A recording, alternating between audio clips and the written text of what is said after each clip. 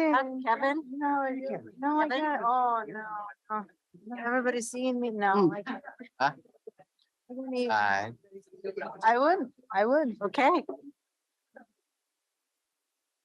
Well, good afternoon, everyone, and welcome to the afternoon portion of our work session today, November 1st, 2022, as I say that for the beginning of the afternoon recording. We have a guest speaker for our first topic, I'm certain, which is why I wanted to make sure I started us off as close as possible. So I'd like to welcome our guest speaker for this topic, Andy Shaw, the Acting Planning and Development Services Director from Metro, to join our staff, Director of Land Use and Transportation, Stephen Roberts, and undoubtedly, as we have more questions, we may be joined by our great Senior Policy Analyst, Chris Deffelbach, who keeps me out of trouble on a regular basis when it comes to land use and transportation policy. And everyone else. Me too. I'm in good company. Thank you, Commissioner. Hey, Andy, how are you? Good. I'll All right. turn it over to Stephen. Great. Thank you, Chair Harrington and Commissioners. And as you noted, we're joined today by Acting Planning and Development Services Director for Metro, Andy Shaw. Thank you, Andy. And Andy's planning to share with us the Metro Chief Operating Officer's recommendations for bringing the River Terrace 2.0 area into the urban growth boundary. And three options for potential exchange, UGB exchange areas for that. So at this point, Metro is seeking input on the COO recommendation prior to the impact meeting, which is November 9th, next week. And this is the really only focusing in on the COO recommendation and then the three scenarios that Andy's going to walk us through today. On November 9th, your representative on impact, Commissioner Terrace, will be asked to make a recommendation on the three options that are laid out for the land exchange. And so we thought that input today would be helpful for Commissioner Terrace as she's going into that impact meeting. So questions to frame up potentially, does your board have a preference among the different UGB land exchange scenarios that are being considered? Does your board have other comments to share with Impact or Metro Council on the proposed UGB expansion or exchange? And wanted to be sure to note that you will, as a board, have another opportunity to provide input in December when Metro will narrow down three options to one. And then again, early next year when Metro Council considers action on the UGB exchange. So at this point in time, you are not being asked if you support the recommended land exchange process to bring in the River Terrace area. But ultimately, of course, that is the question. So, and we noted, and it was included in your board packet, the board has previously supported Tigard's River Terrace 2.0 proposal to add that land to the urban growth boundary to meet housing needs. And I think with that, I will turn it over to Andy and we'll both be available. And Chris, if needed, to help answer questions. Thanks, Andy. Great. Thank you. Thanks for having us out today. So it sounds like you've had maybe a session on the Tigard proposal itself, because Originally, yes, when they were submitting for a mid-cycle UGB expansion, and Right. now it's evolved to a UGB exchange. correct. So the Could I, excuse me, just for a moment, is Commissioner Rogers not joining us? No, he is online. He just does not have his camera on. Oh, So okay, He should okay. turn it on momentarily. Thank you for noting that, Commissioner Terrace. So the proposed UGB addition has not changed since what you have seen. It's really just the method that Metro is working on to consider this. So Tigard did give us a proposal about a year ago. That was the planning for that was funded through a 2040 development and planning grant from Metro. And they brought forward what I think our staff think is a very good proposal for the addition of mostly missing middle housing on the edge of Tigard in an urban reserve, looking at somewhere between 3,000 and 4,500 housing units. So a pretty significant amount of housing in the range of 20 units per acre, which is more significant than past UGB expansions that we have considered. So from the point of view of getting needed housing capacity moving along, of course, it would take years to get that housing, the area annexed, the area further planned, infrastructure finance further planned and developed. But getting that in the pipeline is a part of why we look at urban growth boundary from time to time. So they submitted that as a mid-cycle proposal. For those unfamiliar with our land use system, we, as a region, went down to the legislature a number of years ago and asked for authority to consider mid-cycle UGB proposals in between the 6-year regular cycle of urban growth management and review. And in order to make a mid-cycle addition, we have to find a need for land, and that need goes through a significant analytical process. We're going to start that process for our next UGB decision in 2024. We're going to start that next year. So we'll jump into that then. Our staff decided this is probably not the right moment with COVID and actually some population slowdown to make an argument that we had a need for land, but in the interest that we have a need for housing, decided to explore this exchange concept, this land exchange concept. Can we go to the next slide, please? This is really part and parcel You to, have the clicker. oh, I have it. I'm in Uh-huh. control. You have the power. Aha. There we go. So I won't tell myself to go next. It's a hard habit to break. It's part and parcel to a real shift over the last decade in how we've worked on urban growth decisions, which is a shift towards readiness, looking to cities to bring forward plans that we really have a sense of what exactly you're proposing. How is it going to be financed? You're committing as a city to annex that land and govern it and bring support for that growth process. This is a map that shows historically, I know those numbers are really hard to see. You can find this also on our website if you're really interested in seeing exactly over time those UGB expansions. But we've learned a lot from past UGB expansion processes. So probably one of the biggest lessons is coming out of Damascus back in the mid 2000s, where we found a need for land. We made the expansion. It was based on the old way of looking at soil types first as a way to find lands to expand onto.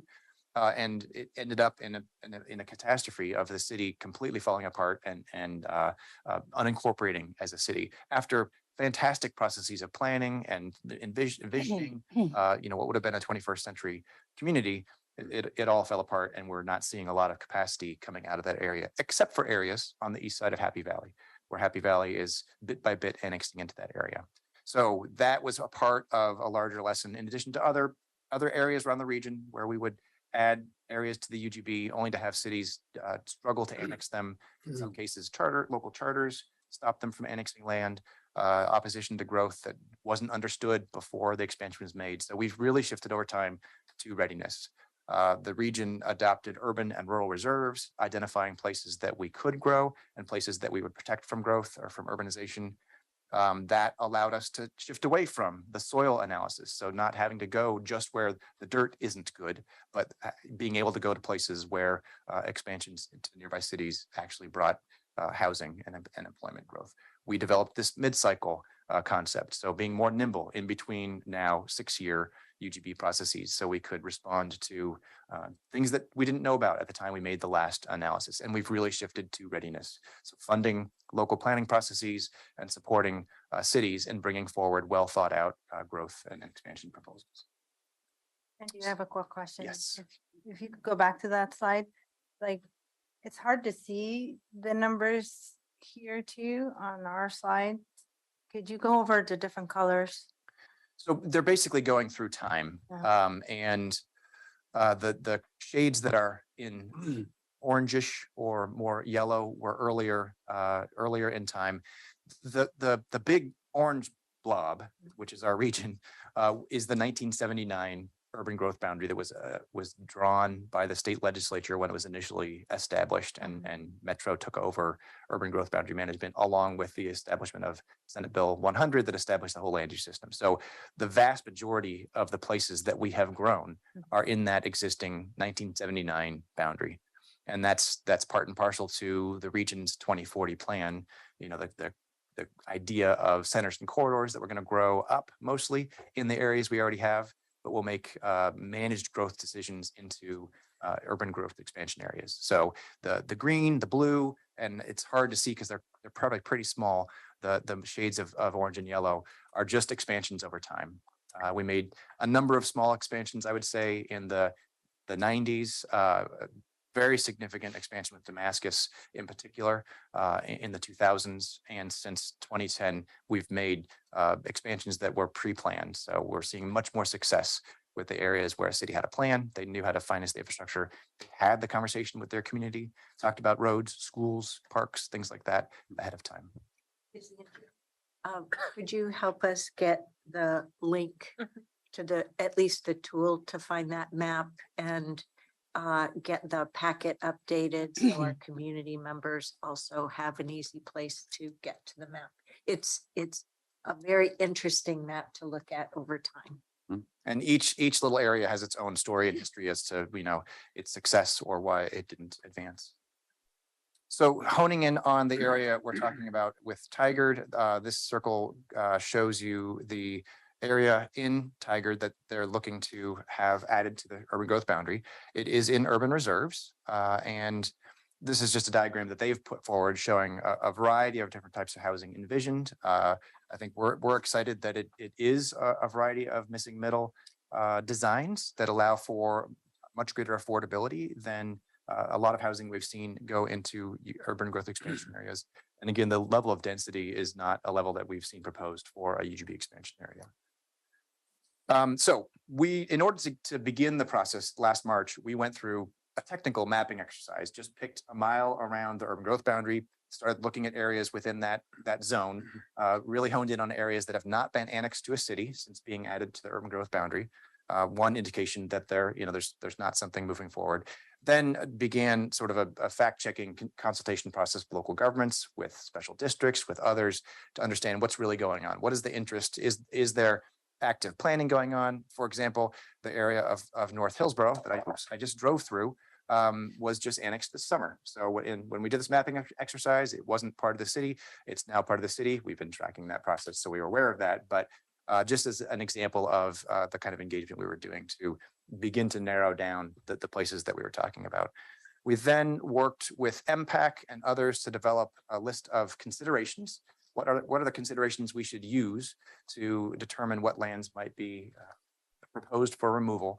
And this is a laundry list of different things that we developed that were added at the MPAC table and other places, trying to understand where property owners stand, thinking about the parcelization of lots within those areas. Was an area added for a special purpose? Some of the North Hillsborough area was added to bring us more large lot industrial opportunities. So it had a very specific purpose that it was added for. So that would probably require more discussion than the year-long process that we're engaged in. And then thinking about environmental features and where jurisdictions are on whether they are trying to plan that place or advance growth in those areas. So let's go through the options. So we brought forward, after that whole mapping exercise, which literally looked all around the region, and we brought forward maps to MPAC and other places that showed different options and talked through challenges and issues within each area. We've honed in on 3 different options. So this one, it's a little hard to see, but the lower left has a map of the region, and the little orange square there hones in on where this actual square is. So this is in the southeast corner of what was the city of Damascus. And 212 Route 212 is running on the south, 242nd up the west side of that area. So this area abuts the very edge of the urban growth boundary. It is in this part of Damascus, far away from Happy Valley, who is annexing to their east, but has no plan to get this far to the east. And it's well south of Gresham, who we've been in some discussions with. We're not getting much indication that they are actively thinking about going south from Gresham in any way. So that's option 1. Option 2 pulls this whole area a bit north. And we put this one forward after hearing some concerns from Clackamas County commissioners about what happens if you take an area that they're interested in improving, a roadway, they're interested in improving out of the urban growth boundary. We think the answer is nothing if it's still either in an urban reserve or in an undesignated area. So we're not sure there's an impact, but we put this option forward as an alternative to that first one, but essentially the same parts of Damascus. And then the third is a hybrid option, a smaller portion of that northern set of parcels in the East Damascus area, and then an area in Oregon City on the east side, south of Redland Road, called Park Place. Both of these were added in 2002, so 20 years ago. and have not advanced towards, they're not in a city, they're not annexed. We've had a good discussion with the city of Oregon City, and they've agreed they don't have plans to, the slopes in this Park Place area and the transportation requirements are too challenging at the moment to consider for development for housing. It's another example of a place that was added without pre-planning back in the early aughts. So Andy, down at in bottom of each of those options, you have net acres and gross acres. Is that because of wetlands or is that because topography? What is buildable? Is that what you're just talking about? Thank you. I neglected to touch on that at the beginning. Tigard's proposal is about 500 acres of land to be added to the urban growth boundary. It's about 350 acres of buildable land. So when you take out slopes and wetlands and waterways, 350 acres. We are required in this exchange process to be as close as we can to swapping 350 buildable acres for 350 buildable acres. So that's the math that we were doing. Oops, each of these areas, wrong way. Thank you for pointing out. Each of these areas, you can see the net acres or buildable acres is 350, almost 500 in scenario one. So the gross acres doesn't really come into play. It's all about net acres. The gross acres does not matter from a legal point of view. We've had some input that people would like us to get the math as close to possible. Although if you're removing more slopey areas, it doesn't make a difference from the point of view of capacity or state law. Yeah. Okay. But each of these options gets you pretty close to for example, you can see with the addition of the Oregon City area, which is only about 50 or 60 acres, you're adding a lot more slopey riparian type areas, which backs up the story that it's a hard place to actually get developed. So that's really it. We're, as you know, we're coming back to MPAC this next Wednesday and get input on these options and the approach. We'll go back to council in December with proposals for narrowing it to one scenario. And with that narrowing, we will then notify landowners of the possibility of an urban growth boundary change, both in the Tigard area and in the areas being considered for removal, and give them, more than a month time notice, especially given the holidays. So try to give, probably come back in early February, asking the council to consider making a decision at that point. But each of those moments or times when we could receive more input or testimony or your support in that process. And that's what we have. I just wanted to make a couple comments about the impact meeting and see if we're on track together. First of all, and I updated my fellow commissioners this morning about the impact meeting and said that the Clackamas County Commissioners are those represented at the meeting were not in favor of this exchange. I think and I just want to verify that that's what you're hearing as well. And number two, when I look at the three options, the Oregon City mayor was she was pretty agreeable in my mind to these swaps. So I just want to get those pieces on the table. The other thing I'd say is that in the first option, one of the big issues that I heard at the meeting was, and you mentioned this, 212, Highway 212. It's right along, it's on is it the northern border of option one. So, and there was concern about commercial development, I think. Sorry, I was trying to pull the map back up, I but I know. think I advanced too far. So anyway, I just wanted, That the southern and eastern borders in that way. Oh, I see what option one, I think. you that said was- Highway 212, right? Yes, Yeah, option one, the south end is Highway 212. yes. And that is That's the South End, yeah. eastern end of the Sunrise Corridor. And I think that, as I look and as we talk about what option we want to go forward, I just want to give you a flavor for what the comments were. So, I would confirm what you have reported. The Clackamas County Commission met for a second time today in policy session and is raising a number of concerns about the process. I would characterize the concerns as not really about these lands, but about readiness in general and seeking ways to advance the readiness of lands in Clackamas County, in particular around jobs. I think that's a fair characterization of what we're hearing. We do expect to get a letter coming out of today's policy session at Clackamas, so you'll see that at MPAC. We provided them with answers to a number of questions that were raised in their policy session last week. Be happy to share those with you. The general, I think the general discussion is, does removal from the UGB somehow affect other things like SDCs and planning for sewer and water, transportation improvements and those kinds of things? In great dialogue to have. Generally, our argument is in these areas where there is no potential for development right now in the next 2 decades, no one's going to pay an SDC on development because it can only occur at the existing zoning, which is rural zoning. So that zoning remains the same, doesn't change before and after it's in the UGB. So landowners could do what they can now, and they would pay the same SDCs that they would have paid back then. I think you've been involved in discussions about transportation routes and what can you do inside UGBs, inside undesignated and urban reserve areas. There are restrictions in rural reserve areas, so that's one distinction. We're not talking about any change in the designation to a rural reserve. So from our perspective, none of those issues should cause a concern to the county, but that's the discussion we're having. So you might agree that the first option is their least desirable option of. I any don't think I different could desirable. characterize their position as the options. I Okay. think at the moment they're asking for Mm.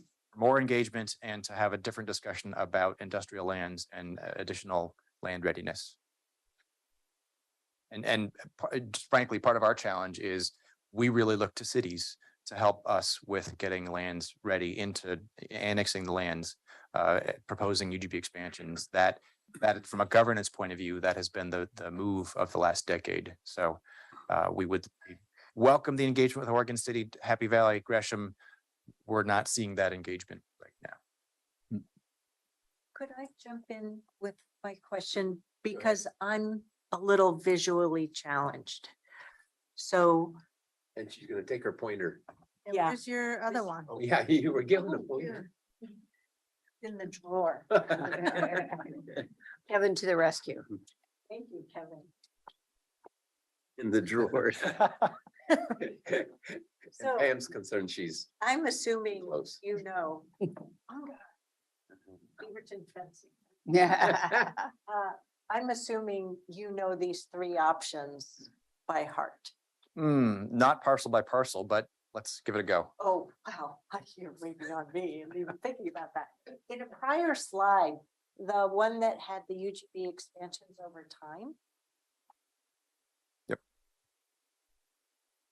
That one. Okay. I am very fond of this map. If I am correct, and this is where I'm a little visually challenged, so I'm asking for your patience. Thank you, Commissioner Rogers and colleagues. It seems to me like one of the options is about over here. Correct. If you see the north-south route there. Yeah. North-south, Oh. that 242nd. Yeah, The first 2 options are to the east of that. Yes, east, that way. correct. Got it. About here. Yep. Another one was a little bit north. Well, they're all, do you want me to point? Sure. Yes. Yeah. Yeah. Oh, yes, thank Yeah. you. Cooperative question. Option 1 is right here. Uh-huh, Option 2 is right here. got it. And option 3 is right here and right here. Okay. And let me explain why I needed to know that. In my prior elected service as a Metro Counselor, we had a joint meeting with the then city of Damascus. And I learned a lot about how geographically challenging the eastern part of Damascus is for water and sewer. So as we, through these conversations, talk about infrastructure, like, we're very familiar with the servicing of infrastructure out here in Washington County. And comparatively, we have it very easy out here compared to what's out here. They're going to have to work on some very new sources. That's one reason why the region has been significantly impacted by the 2002 UGB expansion decision that brought in this large area that was based off of soil classification hierarchy and was not allowed at the time to, consider the urbanization impacts and servicing like we can today. Thank you for answering my question. You bet. I would just add a little flavor. That 242nd north-south route is a relatively flat valley area. So we had identified it as an area that could have employment growth. But to get water and sewer in and out of that area back in 2008 or 9 was going to cost at least $500 million. And so there were a number of factors like that that were unknown when that was added to the urban growth boundary, given the topography of that area. So again, another reason to have pre-planning before we consider urban growth decisions. Go ahead, Commissioner. So staying with that Damascus area, and that's always been an interesting discussion when you're talking about, I guess, the region and the urban growth boundaries, and that we went all through that rigmarole before the Grand Land Bargain and all that stuff. But so are you saying that that green area over there, Damascus, is all available though for a land swap? So we've never done a land swap before. And I think part of this process is working collaboratively to identify the kinds of reasons we would use a land swap to make an urban growth boundary decision. There are thousands of acres in the Damascus area that are not in Happy Valley's view of areas it might annex, and may or may not be of interest to Gresham to consider annexing. So yes, there is a lot of land that's right now not being developed in that area. As you know, we would need to be looking at urban reserve areas, or at a point in time when we've used enough urban reserve areas, we could begin to look at undesignated areas for expansions of the urban growth boundary. And it could be a tool in future decision-making processes to consider that. Again, we would look to cities to do the planning. We are just launching this fall a $1 million opportunity for cities to request funding to do planning for expansion areas. And next year, we'll be launching the next round of our 2040 grant process to look at planning inside the urban growth boundary, really focused more on jobs and economic development, and probably a special piece on industrial land readiness, given the conversations that are going on. So I hope that answers your question. Yeah, it does. And again, the Damascus area was always an interesting conversation way back when, but we're staying focused with this. Is just the Tigard swap. That's the focus of this conversation. I'd love to have the next step. It's almost like, are we going to see a land rush for land swaps? Since we've got that obviously out in our neck of the woods, we'd like to have more opportunity for industrial growth and those things. Is that a possibility? What's the process? Is that kind of what Metro's going through right now, is kind of setting the guidelines for the next land swap ask? I think we certainly would learn a lot from this process to apply to future decisions. I would just point back to our reliance on urban reserves as the places for cities to make proposals for urban growth boundary expansions. And we're just starting the process up for the 2024 cycle. We're not hearing a lot of cities so far put their hand up for proposals for UGB expansions. Sherwood has been vocal about it, and Sherwood had thought about proposing in the mid-cycle, but just wasn't prepared to do that this time around. But the essence to your point here. Okay, yeah, go ahead. The essence for this is the housing. I mean, it's the need for housing, not just swapping land for industrial or other uses, correct? In this instance with Tigard, yes, it is a housing proposal, and our It's not council's precluded that would be the only. purpose. That's correct. Right now, we have an off-cycle process that a city could make a proposal for industrial land outside of the normal process. That's already. But it wouldn't be a existed. We've done it in the swap. Past, that we've way. done it for schools in the Right, past. Pam, thanks. for Yeah. that clarification. So so Pam, just to go back to impact in your discussion, then you're going to have to make a recommendation for 1, 2, or 3. Is that what I'm We. hearing? She's our representative. It isn't, she Yeah, doesn't do we- it independently. Well, no, I didn't mean that. I meant I know. Yes, Impact. I'll carry the word. impact, but impact. Makes a recommendation, which remember is different than JPAC.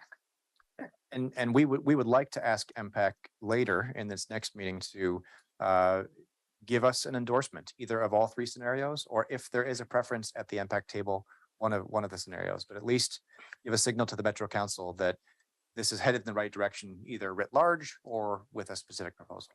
And over the next 8 days, and that meeting is November 9th, will this commission understand what the communication has been from the Clackamas County board as well? I believe you will be receiving a letter from them in that timeframe, yes. Okay. Commissioner Rogers, do you have any questions or comments? Oh, yes, your hand is raised. Thank you. Yeah, thank you. I had my camera off. I didn't think anybody wanted to watch me eat a sandwich for a little bit, but I heard the entire presentation. Good to see you, Andy. Two things. I came into this wanting to hear what Clackamas County was thinking, and I think I have a better idea now, and that's going to be one of my questions. And then I have a question on the designation of these 3 options after this land is swapped. I have to preface everything by saying this is my backyard, as you might know or guess, and so I'm highly in favor of this swap. My first question is nobody likes to lose anything, and I think that's what Clackamas County's got in the back of their mind. Irrespective of it can't be developed for 10, 20 years in that Damascus area. They feel like they're giving up something, taking things going away. And I haven't talked to them, I'm just listening to you. Is there any appetite on behalf of Metro to take a look and say, gee, maybe we can look at other areas that we might add after this swap or in the next round to satiate their need for saying, I give up, but I get nothing? So that's my first question. I have 2. Yes, we've actually had a number of discussions at the staff to staff level around, would it be possible, for example, for if this land's removed in Clackamas County to put Clackamas at the front of the line for urban growth boundary consideration. We can't do that under the law. We have to go through the analytical process and find a need for land and then go through the process of identifying what makes the most sense. So prejudging a UGB decision like that would actually run us afoul of the process. And if we were taken to court, we would probably lose. And we are always taken to court on urban growth boundary decisions, so we don't like to lose. But that we are bringing forward community development planning grants and we are, all in on helping Clackamas County and Clackamas County cities advance their land and development readiness status. So we're working to figure out to your point, what can we do or say that helps to relieve that sense of a loss. We do, though, feel that these are lands that in the UGB have no potential for development, and taken out of the UGB have no development no potential for development. So we're not. It doesn't feel like a loss to Metro. It feels like a gain in terms of getting housing moving in the Tigard area in the next 5 to 7 years. If Thank you you. could, related to that, Andy, could you go to the next slide? Because I think the areas, the Metro Council would be reliant upon the cities of Clackamas County being ready to request expansion in those blue areas on the map that is displayed, with those blue areas being urban reserves. That is correct. So we are looking to cities to advance proposals, and we're happy to fund them to plan areas and propose them for expansion in those urban reserve areas. I think it was part of the grand bargain that the state said you have to use 75% of the urban reserves in a county. before- It's only in Washington County. I thought it was all three counties. I just read 4078. No, it changed. So in Washington County, okay, but That got by us. slip through. Yes, we would need proposals from an Oregon City, a Lake Oswego, a West Lynn, a Gresham to consider expansions in those urban reserve areas. I'm sorry, you. Catherine, just to make sure I understood your comment about that got bias. Your preference would have been for all three counties. The for that? whole urban and rural reserve Right. program had defined it as 75% across the region, and House Bill 4078 changed it. Because as you know, House Bill 4078 effectuated only the urban reserves in Washington County, whereas Metro had and still has the authority for urban reserves region-wide. Yeah, It's okay, in the bill. yeah. I guess I didn't realize if the blue areas is Clackamas County, I didn't realize that they had that much reserves out there. So that's an interesting. Yeah, the boring area out 26 is one of the large areas, and then the Stafford Triangle is the other major area. The areas around Oregon City are adjacent to what we're considering taking out of the urban growth boundary because of the slopes and water features. So that's topographically challenged. There is a chunk though in that Stafford Triangle that is in Washington County, just north of Mhm. Wilsonville there. Which I thought was also Tigard, wasn't it? Isn't that Yeah. Tigard Well, jurisdiction? Tualatin, Tualatin? adjacent Okay, and south of Lake Oswego. okay. To follow up then, I'll get to my second question, but to follow up on the first one, then Andy, I certainly appreciate that you're having to deal with this in terms of not prejudging future actions, but I would hope that, and I've known you a long time, I trust that you're giving them some comfort, and I hope when Pam is at Impact that she would give Clackamas counties some comfort that we're sensitive to their issue. There's not a lot we can do right now, but we're not callous towards them at all. I think that that's a mistake, and anything we can do to deal with that would be good. My second question is that if I owned any of that land, which I don't, but if I did, I would be talking to my friendly land use attorney and saying that you just did a taking. I lost substantial value. How are you addressing that issue so that that's not thrown up at the last minute? But yeah, gee, I have $1 million an acre, $500,000, whatever it might be in that area. Now I've got 40,000, 50,000 an acre. What are you doing on that topic? It was one of the first questions we tackled in considering whether a land exchange made sense. And our stance is that this land is zoned under county farming or rural zoning because it was never changed after being added to the urban growth boundary. It wasn't annexed. No city came in and rezoned it. So there's no impact on a landowner from before being in the UGB to now. The only difference is if they wanted to develop it in the future, it would have to be added back into the UGB before it could be annexed, zoned, and redeveloped or developed. So we don't think it actually changes the value of what you can do on the land from before to after urban growth boundary. And Commissioner, you had asked a question earlier about the designation after removal. Our chief operating officer has recommended these areas become urban reserve. So they're not, given that 75% rule, they're not put to the back of the line and, have to wait a long time before they could be considered again for addition to the UGB. My final comment, not a question, is that you guys are doing good work. You unfortunately have to look at the lens of the future. And too many times local governments look at the lens of today and in the near term. And so you're doing exactly what you got to do. And so I applaud you for that. I think some people are going to be very uncomfortable, but frankly, 100 years from now, everybody's going to think that was a pretty smart decision. The next 5 years, maybe not so much, Andy, but keep up the good work. That's all my comments. If I could add one more thing, you talked about landowners. We did get the opportunity to get out with the Damascus CPO about 30 or 40 folks showed up to that meeting. It took us a long time to actually get them to understand what we were proposing, because I think they anticipated we were coming there with bad news. But when they understood, we're talking about removing the urban growth boundary designation. Someone asked the question, well, who would be opposed to that?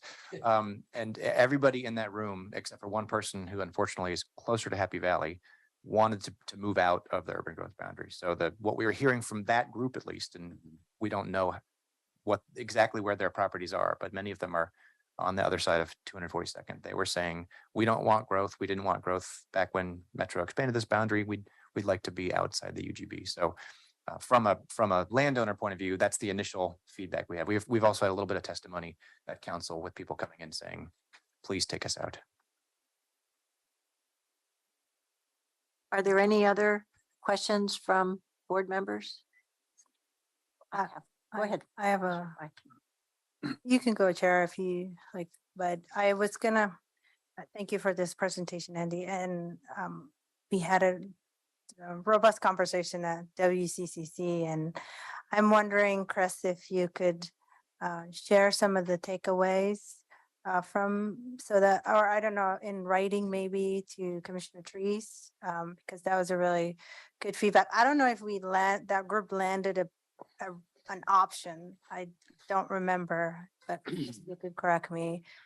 Yeah. I don't think we had the option. We had a Well, we did. WCCC, what was that? Where was this on this option conversation? We did. I think that was before the COO recommendation. So we had the map that showed the Oh, the map. circles Okay. in various parts of the region. We weren't down to the scenarios. Yeah. So the scenario option 1, 2, and 3 We hadn't made that recommendation, I think, at the point that at the we. point. It was just a presentation. So, but the options were presented. I think the message I got was which option this is gonna come to MPAC. I don't think, this is gonna come to MPAC, and we were discussing as we were to make a recommendation, not saying that they were, but there wasn't any recommendation that was landed. But I think that's a really good feedback for, sorry to give you that scare, that's what I was referring to. Having that conversation at WCCC, but not necessarily asking a direct question as you are to our board. But they had a similar questions as you heard today. And in that conversation, I had a question that I didn't really understand how scenario number 3 came about. And I don't think I had an opportunity to ask that. How did the hybrid model come up? How was that picked? One of the things that we talked about at WCCC and WEA and other places early on before the COO recommendation was, is it better to focus all the land to be removed for one area? Is it better to pick areas around the region? Quite a while we had an area at the very north tip of Forest Grove on the map and under serious consideration. It was an area that was mapped into the UGB in 1979. So it's been 40 years, still remains undeveloped. It's slopey, it's forested, challenging to develop. Indications we got from the city is they want to talk more about that.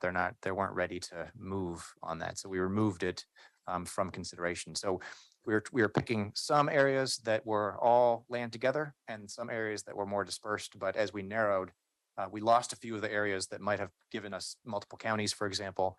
We had West Hayden Island for a while circled on there as an area for potential removal. But the port's going through a process of trying to sell it and thought that removal would not help them through that process. And it was also added for a very particular reason to the urban growth boundary. So a variety of factors had things removed, and we were sort of down to the remaining areas that give you choices around pick all the land in one spot and keep it all together, separate it out in different parts of the area. I would say that the discussion with the mayor and the city councilors in Oregon City also really firmed up the idea that the city is willing to have it removed. They want to be a part of a regional solution. They want to see housing advance in the region if it can't advance in Oregon City. So some of the factors that went into narrowing it down. Okay, thank you. So I have a question, and it's not of Metro. I appreciate how you've made this clear and appreciate that MPAC will be going through some delicate conversations in advising the Metro Council.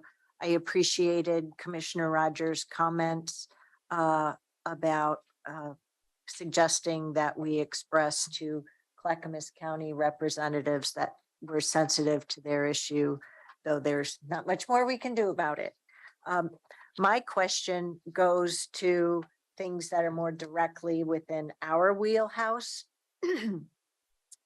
I've been hearing from a whole variety of constituents questions about, well, how does your Washington County letter, which is included in the packet from the board to Mayor Snyder and the city council dated October 12th, 2021, affect all of this, particularly in light of an October 10th, 2022 letter from the senior planner at Tigard to the Metro Council president, councilors, COO, and Ted Reed at Metro staff.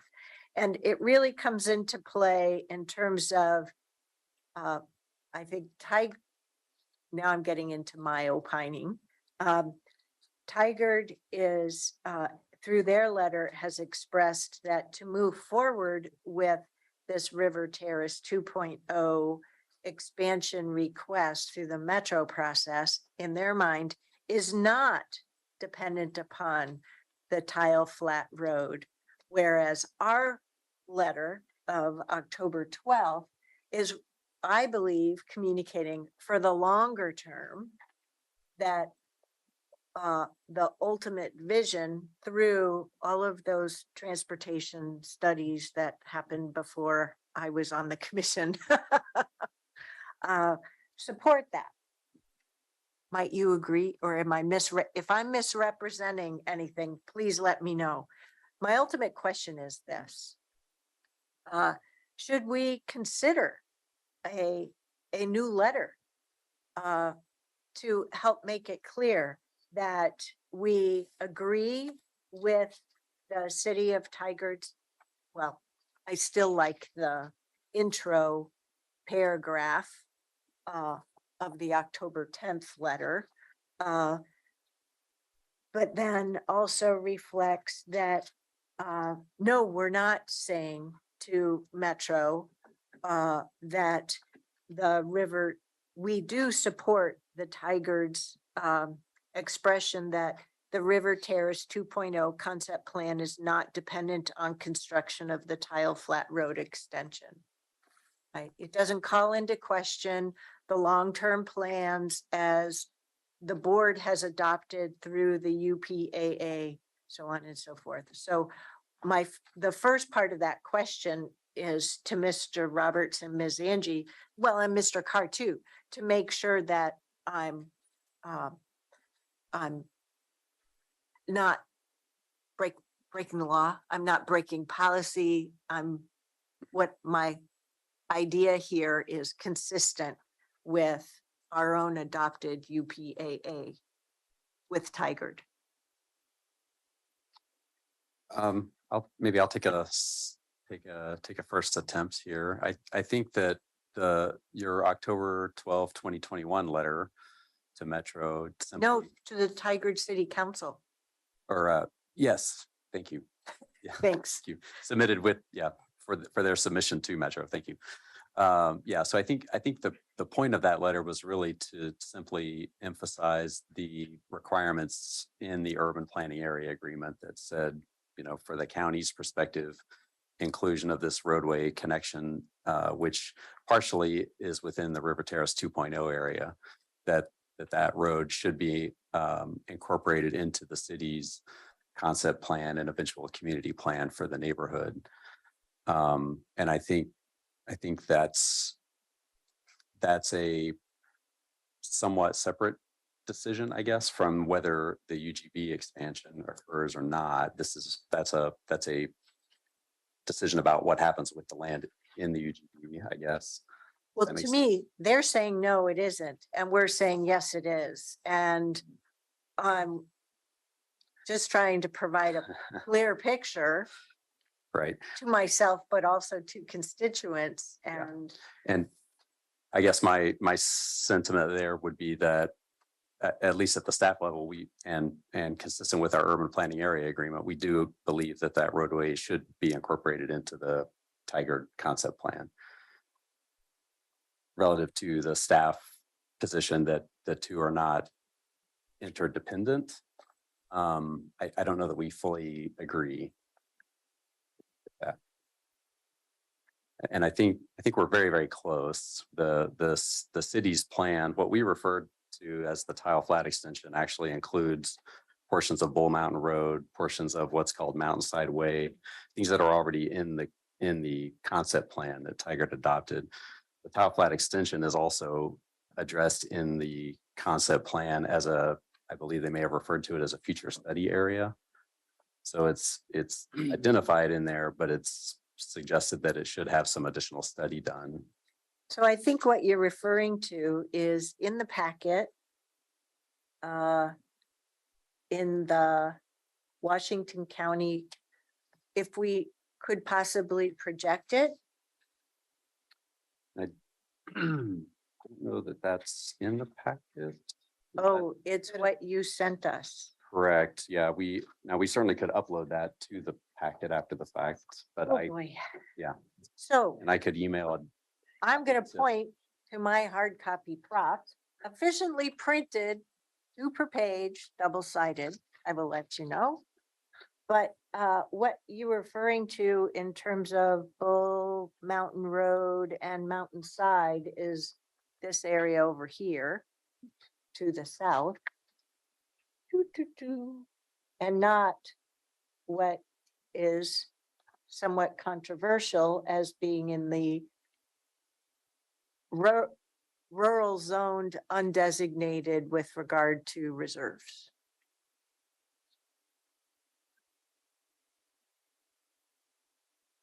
And I'm Right? sorry, Did I get that right? Sorry, no. did I? You want to come up here? Yeah. Oh, thanks.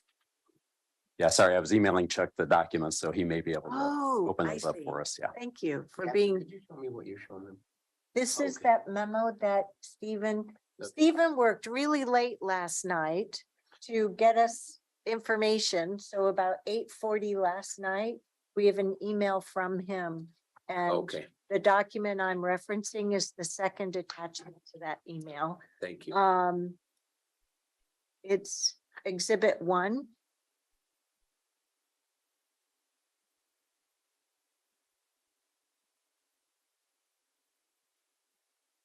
You there?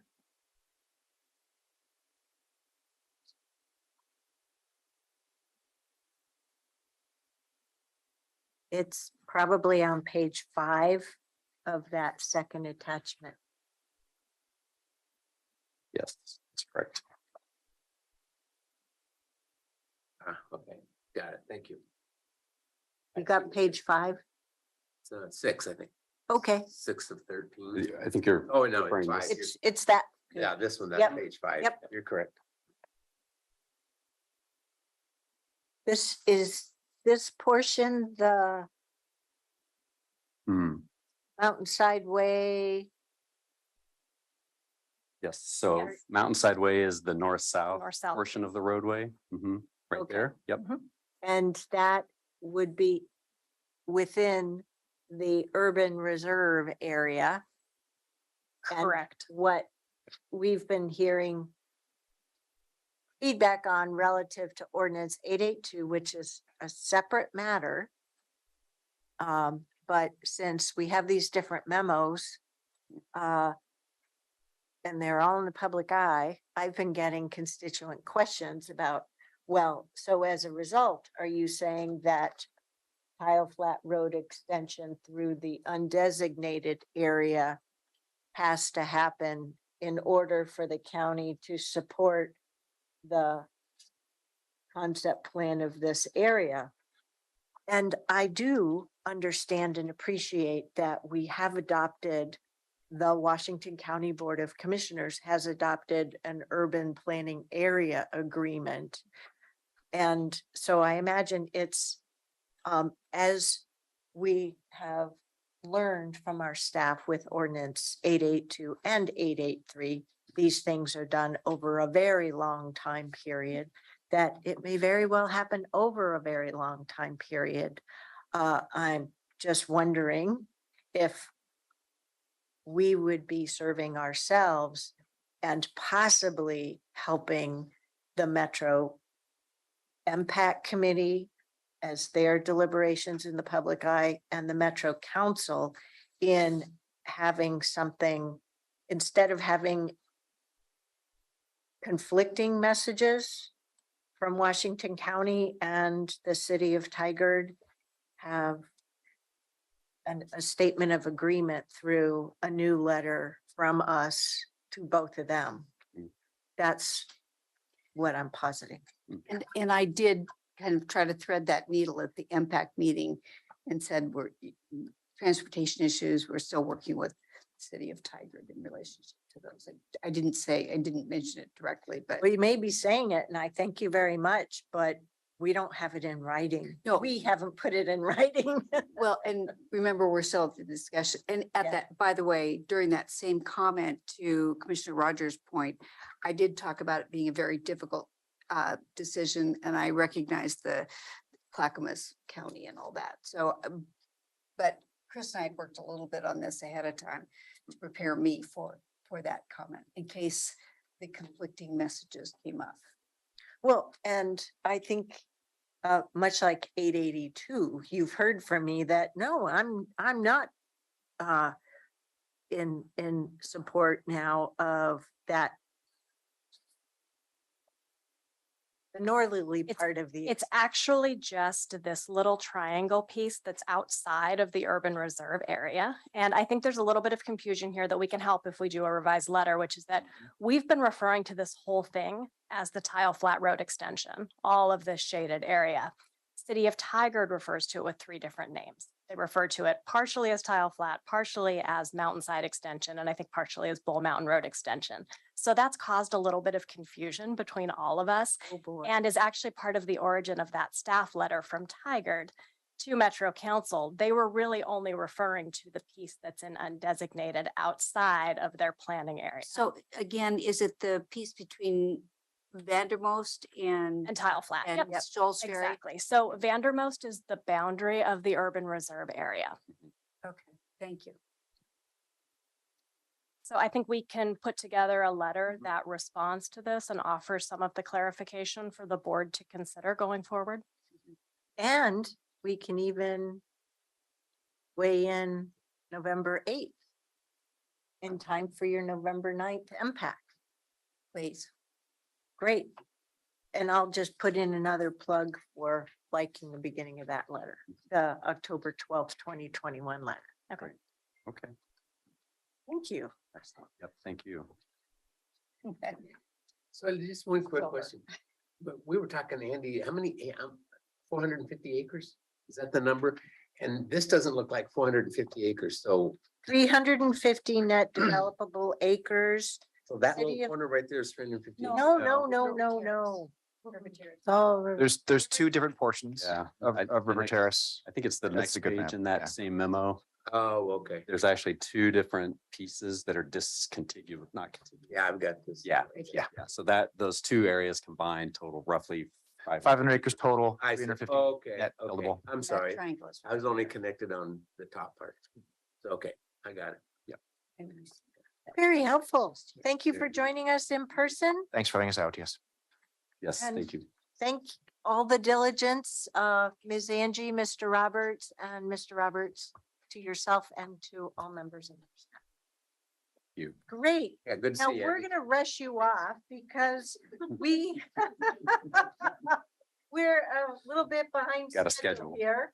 So we're gonna get on with it and talk about the appointment to the Rainbow Lane Special Road District.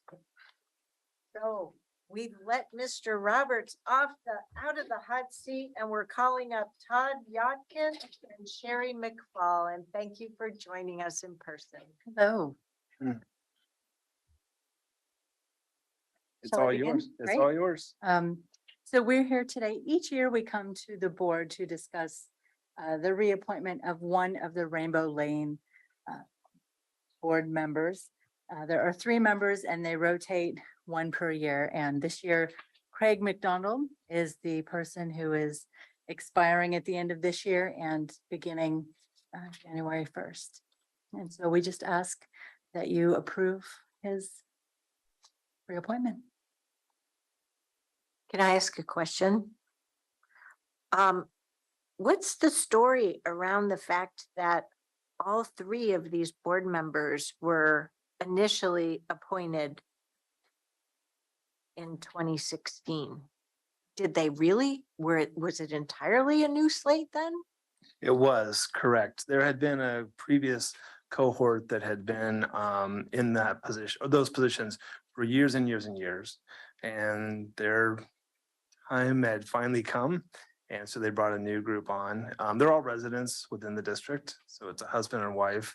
And then Craig is the one outlier. Got it. Okay. I don't have any other questions. Do any other board members? Thumbs up for me. Nope. Looks like we're ready to move forward on that appointment. Right, thank you. Thank you. Lickety split got through that one pretty fast. Thanks for joining us in person. Right down Rainbow Lane. You had to say that. That's great. Thank you. You got a little soft shoe for it? Yes. or a little- And we will be coming back to leadership communication after the next topic, okay? Okay. Thank you, Ms. Taniguchi Dennis. So we're going to dive deep now after that quick light touch and talk about the Equal Employment Opportunity Plan and Workforce and Succession Planning Data Update. Oh, what a wonderful slate. Thank you for joining us here. So Chair Harrington and Board, as the team gets settled and organized, really pleased to bring back this conversation to your board. This is a follow-up on succession planning, but really we're taking a larger look too. It's from talent acquisition, who we're hiring, and looking at what I'll call the life cycle of employees through Washington County. As we do strive to be a leading edge employer here. And so really pleased to see this One Washington County look and the teaming with our OEICE office and our HR office as well. So I will turn it over to, thank you for cueing me, Ms. Tillman, and who's taking the lead, Ms. Eva Labonte, our Chief Human Resources Officer, to start this presentation. Thank you, Tanya. Good afternoon, Chair Harrington and Commissioners. We are very happy to be here, as Tanya mentioned, in collaboration with Office of Equity and Inclusion and Community Engagement and the Department of Human Resources. This information that we're sharing with you is certainly connected with each other. And I did want to point out that the presentation that we sent to you ahead of time in your packet has more slides than what we'll be presenting today in person, simply because of the volume of data. We were not able to get through it all. So we will be highlighting certain pieces that we want to share with you, and then certainly are able to answer questions or comments to anything that we presented in your packet today. I'm going to start with letting everyone else introduce themselves as well. Good afternoon, Chair Harrington and Board. I am Latricia Tillman, your Chief Equity and Inclusion Officer. Never seen you before. It's so nice to meet you again, Commissioner Willie. Good afternoon, everyone. Can you hear me okay? Great. My name is Anna Menon. I use she, her pronouns, and I am the Equity Data Coordinator with OEICE. Yeah. Good afternoon, Chair and all. My name is Brianna Jackson. I am the county's Learning and Development Program Manager. So we have a lot of information to go over with you today. We will keep going and certainly answer questions as you have them. So our purpose is to bring you this information from the 2022 Equal Employment Opportunity information data that we put together, and also follow-up data for you. When we came in February of 2022, we presented some information for you related to our design of our succession planning and workforce planning policy, and you had some specific questions for us to follow up on. So as we put this together in collaboration with Office of Equity and Inclusion and the full HR team, it became very clear this information was connected and interrelated. So that's why we're bringing it to you together. So we will start with a review of that EEO data, and then we will do a review of that follow-up data that you requested. And then next steps in our processes, and have time for questions and comments. Great. Okay, so we can go on to the next slide. Thank you. So I'm just going to provide a little bit of context and bring in our other co-presenter, Tom Carr, for a cameo in a minute. But wanted to just first orient you to what is equal employment opportunity. As you know, the county strives to create a positive workforce and work environment, and the county has really centered in on the values of workplace equity, diversity, and inclusion. Further, in 2020, the board adopted the Equity, Diversity, and Inclusion Resolution, which recognized and reaffirmed the board and the county's commitment to valuing and celebrating the diversity of Washington County residents and employees. And in that resolution, the board very clearly committed to ensuring that our staff in both frontline and management roles mirrors the demographics of the community we serve, and we'll come back around to that. Were you afraid we'd miss that part? It is so important. There's a lot of words on that page. Thank you. And then finally, as part of that resolution, the board shifted federal civil rights compliance to the Office of Equity, Inclusion, and Community Engagement. So if you're wondering, why are we involved in equal employment opportunity? That's part of the reason why.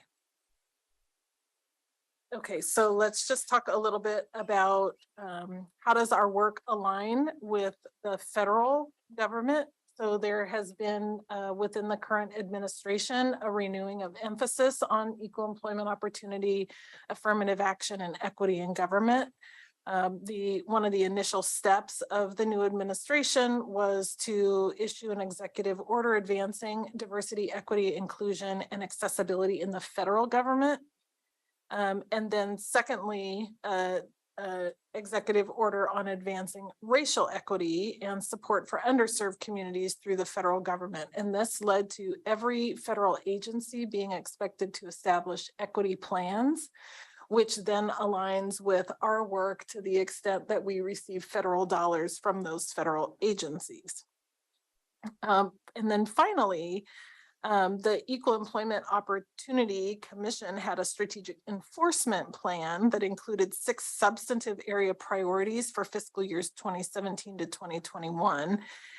They're currently updating their strategic enforcement plan, but those 6 areas include eliminating barriers in recruitment and hiring, protecting vulnerable workers, including immigrant and migrant workers and underserved communities from discrimination, addressing selected, emerging, and developing issues, ensuring equal pay protections for all workers, and preserving access to the legal system, and finally, preventing systemic harassment. So you'll see some alignment in the directions that we're wanting to go as Washington County with the Equal Employment Opportunity Commission. Okay, so what is equal employment opportunity? Basically, it is equal employment opportunity laws prohibit discrimination in certain workplaces, and as local county government, we are one of those specific workplaces. And basically, equal employment opportunity establishes that we all have a right to work free of discrimination, and that is protected with a focus on certain protected classes, which are outlined here. There's federal protected classes, and then the state of Oregon has added additional protected classes. And we also have a right to work in an environment free of harassment, which includes sexual harassment. And then we have a right to complain about treatment that we might be concerned is illegal, and be protected from retaliation for making those complaints, regardless of how that complaint is, whether it's a finding that it was substantiated or not. And then finally, we have a right to request reasonable changes in the workplace, either because of our religious beliefs or because of a medical condition. So those are the protections within the equal opportunity law. And I'm going to turn it over to Tom to talk about affirmative action. Yeah, so there's often a lot of confusion when we use the phrase affirmative action, and you get folks claiming that it's reverse discrimination, or there's some controversy about it. In fact, yesterday, the Supreme Court heard 2 cases on affirmative action in race-based admissions policies at Harvard and North Carolina. Which is one of the few exceptions where race is allowed to be used and may not last any longer, considering what the court said yesterday, and we'll say soon. We're not talking about anything like that.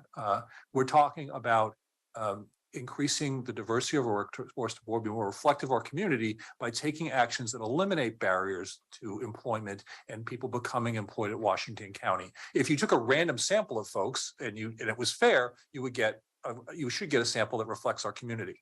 The challenge is that in any hiring process, there's certain either inherent biases or actual biases or just systematic biases that prevent you from getting the diversity in your workforce that will reflect your community. Diversity in workforce is not just a good idea. It's actually required. As Latricia said earlier, as a federal subcontractor, we are required to have a diverse workforce. It's not just something we should do. We must do, but we're prohibited from using race-based decision-making factors. We can't have quotas. We can't have anything like that. And we're not proposing anything like that in this, as you'll see when they get to the action items later. We're proposing a system that seeks to identify those barriers to entry into employment at Washington County and eliminate them to the best way possible. And that's the sort of affirmative action that we're talking about.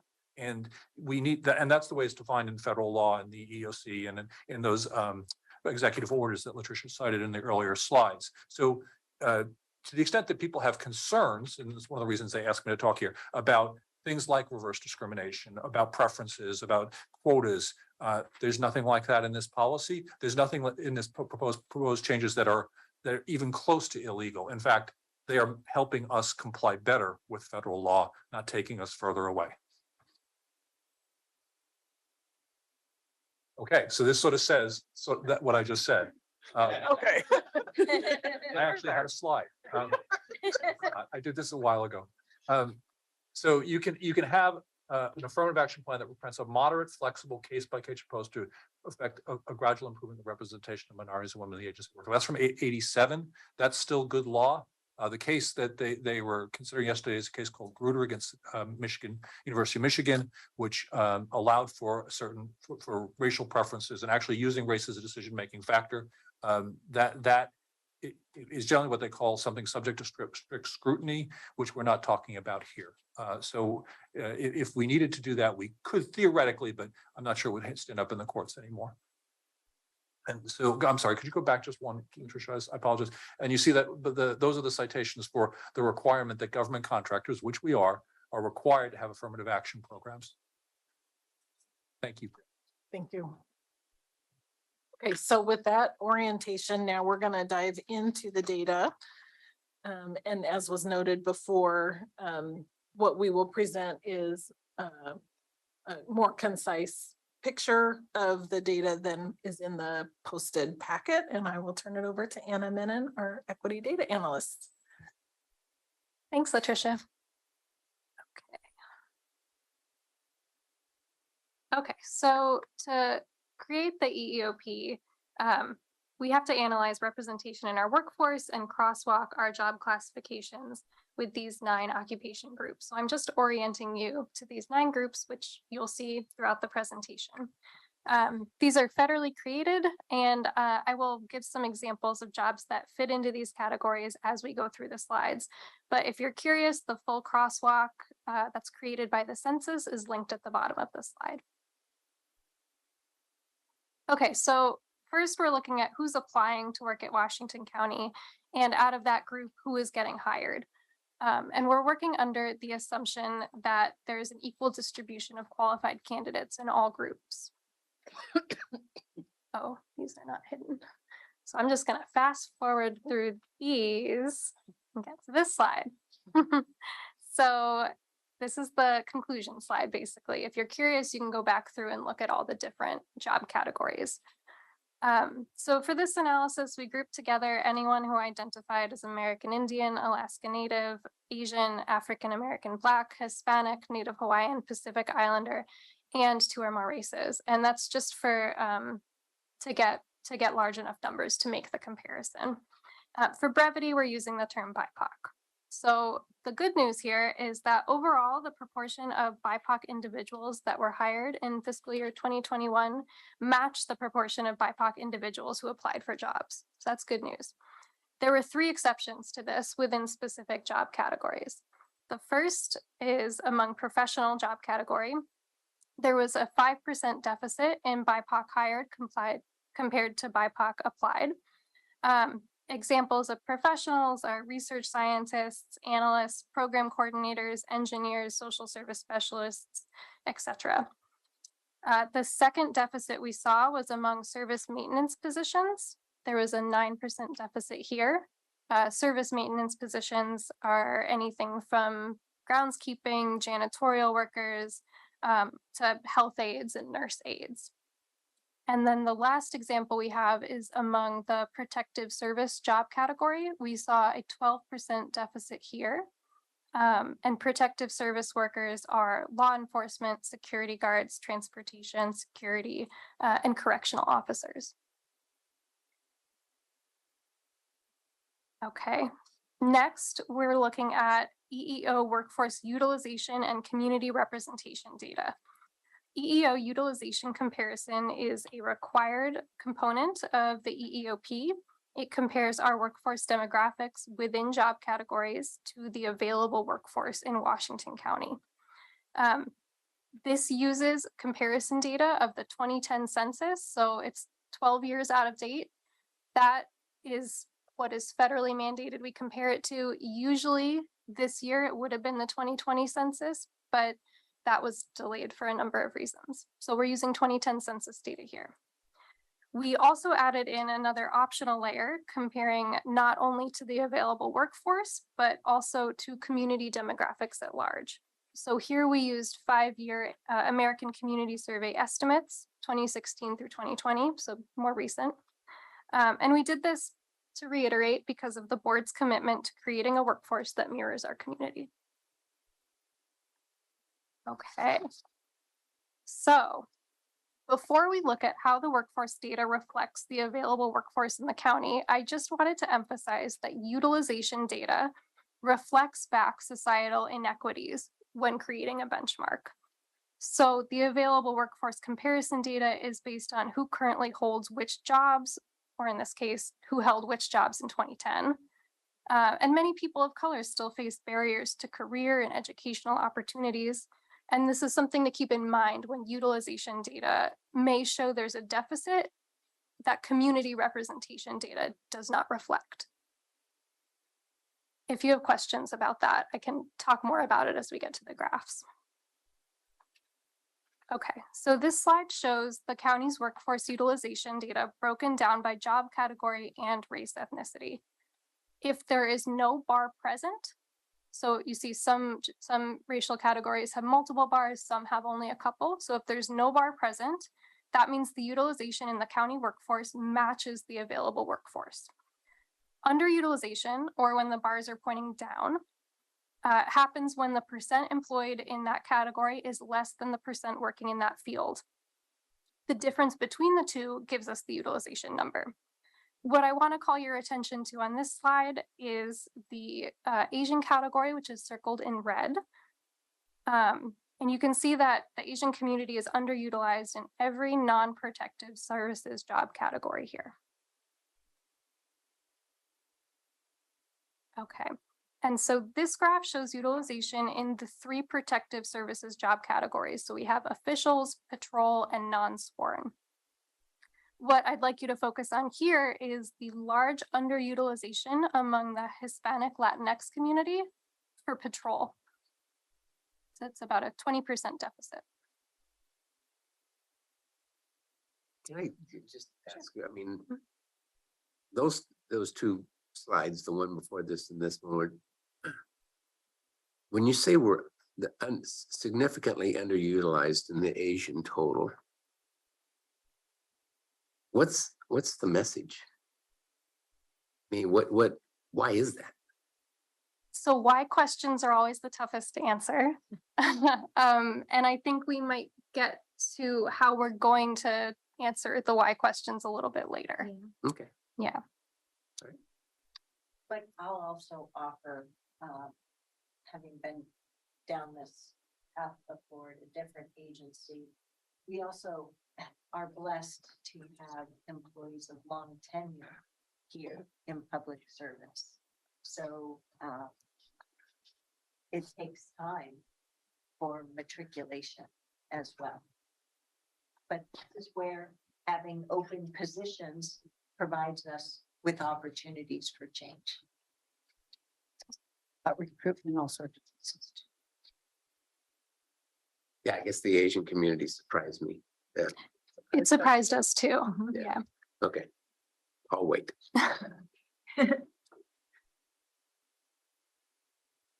Okay, so moving on to representation. We're comparing Washington County workforce data with the demographics of Washington County residents. So let's first take a look of who Washington County residents are. So the most spoken language in Washington County is, no surprise, Spanish. About 12% of residents speak Spanish at home. About 7% of Washington County residents speak an Asian language at home. So Cantonese, Mandarin, Vietnamese, Korean. Other Indo-European languages, 3%. That includes Bengali, French, Gujarati, Hindi, Malayalam, Farsi, among others. And then other Asian Pacific Island language at 3%. So that includes Burmese, Japanese, Thai, Samoan, among many other languages. Okay. And over the past few months, a significant amount of our time spent in OEICE has been on updating our bilingual pay policy. The Civil Rights Act of 1964 requires that any recipient of federal funding assure language access to community members with limited English proficiency. And this includes providing interpretation and translation as needed, and hiring qualified bilingual staff to assure culturally and linguistically appropriate service delivery.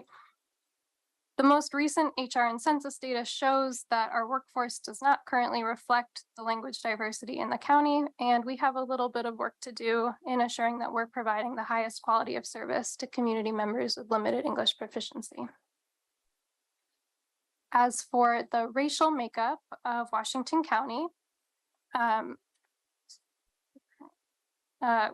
these numbers they got tweaked a little bit, so I'm gonna read you what the correct numbers are, but they're only a little bit off. So we have 35% of Washington County residents identifying as something other than white. So identifying as Black, Indigenous, Latinx, people of color.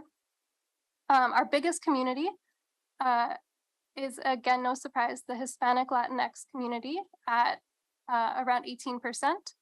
And our next biggest community is the Asian community at 11%. Okay, so this is looking at the overall Washington County workforce. So the orange line shows the overall workforce rate per 100,000 residents. And the blue bars show the current employment rate of all Washington County employees disaggregated by race and ethnicity. So ideally, we would like to see all of the blue bars hovering right around the orange line. And that would mean that employees of the county were represented proportional to their community size in the county. Okay, and here we're looking at both utilization and community representation data for a specific job category. And we're showing this as an example, but in your slide packets, you have it for every single job category. And so we're looking for overlap where certain groups are both underrepresented and underutilized. And this is for officials, administrators, which is basically high-level management positions. And we see that both Hispanic, Latinx, and Asian employees are underrepresented. They don't match the overall Washington County demographics, and underutilized, meaning that there is a local workforce we can pull from. Okay. Skipping through these because we do not have time. Okay. So going through that process for all of the job categories, we determined our priority populations were Asian, where there is an underutilization and an underrepresentation in 7 out of the 9 job categories, and Black, African American, and Hispanic, where there is an underutilization and an underrepresentation in 3 out of the 9 job categories. And so while ultimately our goal is to have a workforce reflective of the populations we serve, starting our strategies where they are aligned to show disparity is a good first step in correcting those disparities. Okay. All right. Could I ask a question on this, Mhm. this slide? What was the criteria here for the selection of the top 3? Yeah, so it was going back through, so looking at these All the factors all, above? yeah, so Okay. looking through each job category, we did that representation and utilization, and we saw where there was an overlap between the two. So where we have a workforce to pull from and where we're not representing correctly. Great, thank you. Right, so now we're gonna move over to our current staffing and who, when, and how staff are exiting the Washington County workforce. So this is a reflection back on our February 2022 data that we presented to you, where we were looking at separation types of resignation, retirement, dismissal, and failure to complete probation. And this was also a surprise to us to find that 27% is our retirement of those who are leaving. This is, I want to point out, this is not saying 27% of our employees retire. It's of those who are leaving. 27% have retired, but nearly 2/3 of our staff that are leaving the organization are leaving due to resignation. And so if you look at these are some trends that we have. It's interesting to note that our retirement numbers over fiscal years 18-19, 19-20, 20-21, the retirement is actually decreasing. But what is increasing is our resignation rate from 60.6% up to 75.4% in 2021. Is this a reflection of the Great Resignation as well? Right, and this is that hard question of why. Yeah. It's hard to know why people are leaving. There can be a number fair. of factors. Yeah, but it certainly speaks to that statistic that we've all heard about on the news. Some key takeaways from our February presentation is actually for Brianna. Go ahead. Yeah, go ahead. I'll let you do it. With the train as my background audio. Just as a reminder for some of those key takeaways from the presentation in February, Washington County separation rates from fiscal year 15-16 to 2021 are significantly lower than other state and local governments and the national average. So we're proud of that. Which is a really good thing. Additionally, the length of county employee service, as was mentioned, is twice the national average. And also that resignations account for almost 2/3 of county separation. So that was something that Eva just mentioned. And we know, and this is what the rest or most of the presentation is about now, is that workforce planning is a continuous process that's driven by each department and supported by human resources. So we're really proud to present some updated information there. And also employee learning and development is crucial for our success as an organization. So from our data that we saw, I think we were all surprised to see the number of resignations. So as a reminder, the questions that you had for us really centered around coming back to you with a breakdown of specifically those who resigned from our organization, focused in the last 3 years. And the questions were around their years of service, their race and ethnicity, gender, position level, and the departments with the highest rate of separation. So what this slide shows is breaking down the years of service for people specifically who have resigned in the last 3 years. And what's pretty stark numbers is to notice that the vast majority of people who have resigned from the county in the last 3 years only had 0 to 4 years of service. And then it goes down from there. The numbers across the bottom are the years of service that those employees who resigned had. Breaking it down even further, what we're seeing in this slide is that of those people who resigned in that first 4 years, 43% of them left within 1 year of service. And then as you look across around the graph counterclockwise, you see that the longer people stay, the more likely chance we have of retaining them. Can I also ask the question? Isn't 1 year the standard probationary period for new employees? That's correct. It depends. There's some 6 months, some 1 year. Yes. Okay, thank you. There are also some in our law enforcement that have a longer probation because of their DPSST requirements and things like that. Right.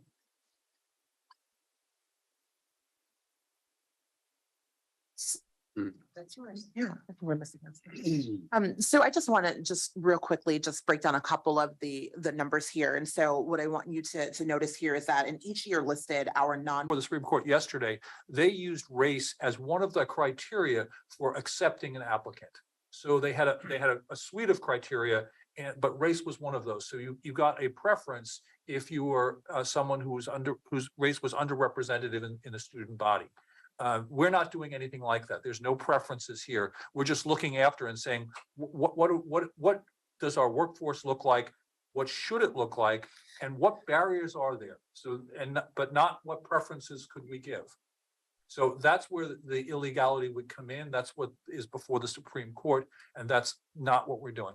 I appreciate that refinement, but again, when it gets down to, and I'll pick on Tanya, if it gets down to 2 applicants and we're looking at saying we have an underrepresented population, but they don't have quite the same credentials as the other applicant, are you going So to? I would like, First? I'm sorry, I'm going to interrupt.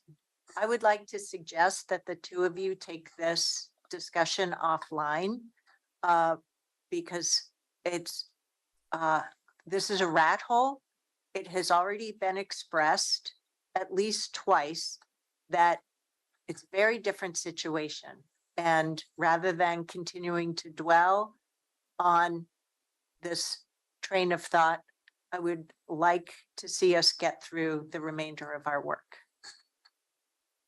You're the chair. That's fine. Could you take it offline? Of course. Thank you. Commissioner Rogers, I'm happy to call you and talk about this further. Other commissioners, do you have any questions or comments about today's presentation and topic?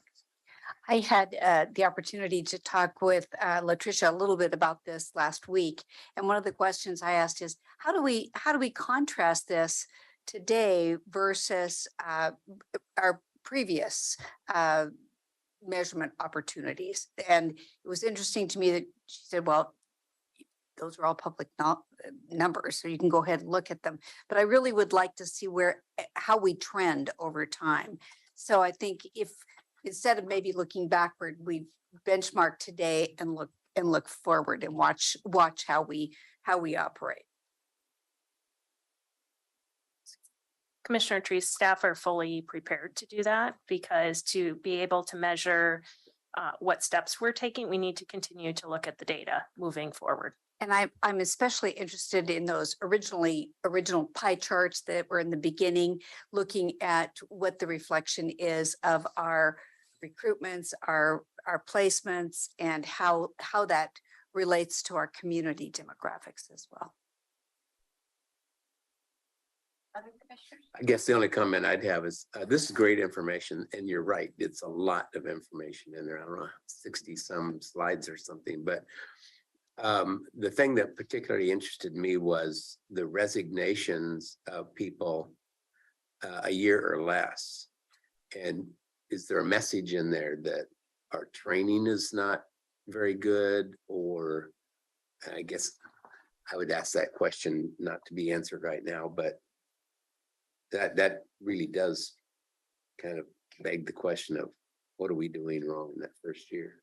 If I could piggyback off of that one, I know in the course of my career, I haven't worked for that many companies. But I did have the experience of starting at a company, private sector, and the job that I accepted was very different than how the job evolved over my first 12 weeks. And it was very different. And frankly, I wasn't interested. So, you know, that's an example of how I went in. I accepted a job having one set of expectations, but the reality was different. Not that anybody was at wrong, it was just different. And so I allow for part of this potentially to be that case where we have folks joining the agency for a particular line of work, and whether through the experience that they had, it just wasn't a match. But I don't know with the exiting process, if there's even any way for our Yeah, I think administrative officer that's a to great, know. that's a great question is, it's almost like, are we maintaining the exit interviews so that we could be able to identify that mismatch versus somebody that's just unhappy or something? I don't know. So Both ways. Yeah. So I think that's a data point that we need to look into further. I also want to be really careful because this is already a very significant work plan that the board has seen projected today with our resources we have. By all means, I would like to add multiple things that were on that screen, but we need to start somewhere. I think Commissioner Willie, to the resignations, there's multiple factors. Chair, you referenced your example, depending on the classification of an individual. I'm fairly confident with some of our classifications, they actually get a higher paid position somewhere else. There may be probation. It may just be, like the chair indicated, not the right fit. So there's a multitude of different kind of factors based on department, division, and the indicators for me, I'm paying attention to is the resignations by race, because that gets to what's the culture of the workforce, what's the culture, what is our workplace inclusive? So those are the ones I'm really interested in first and foremost digging into. I do also want to flag that our resignations are below the national average too. So, you know, we are going to have turnover. I think the thing we need to establish is what is our goal in this space so that we can be aiming to the goal, similar to how we had depicted, or the board had actually within the equity resolution placed the goal that we want to reflect the community we serve as a workforce. So when it comes to resignations or these other, what are our goals? And then be measuring progress and the strategies against those goals. Yeah, I guess what you were referring to is by race. I was looking at slide 48 and some other things. We can go over this later. I just want to say this is great work. Like I said, a lot of information, but it's great work and certainly things that needed to be done. So thank you, team, for getting this done. Can I just also, Commissioner Tracy, I also want to reflect the many department directors we have here at the county and the many supervisors. And we met with our directors and they want to be in this space and be the best employer we can be. And so digging down more into this data, who we are, what's our workplace, what's our process is really important to them. And so I do want to kind of bring their voice into this space, even though it's HR and OEICE, because some of these data points were curious and in some aspects, I'll say troubling and concerning to our directors as well.